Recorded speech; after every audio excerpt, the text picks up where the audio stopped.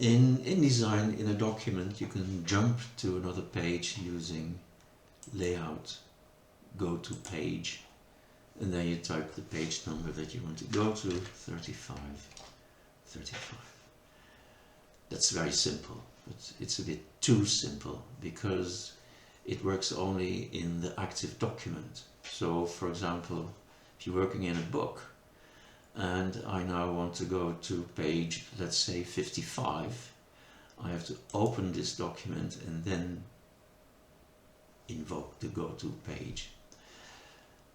Alternatively, you can use this script. So the script does exactly the same, only it works across books. So if I now say go to page, for example, 60,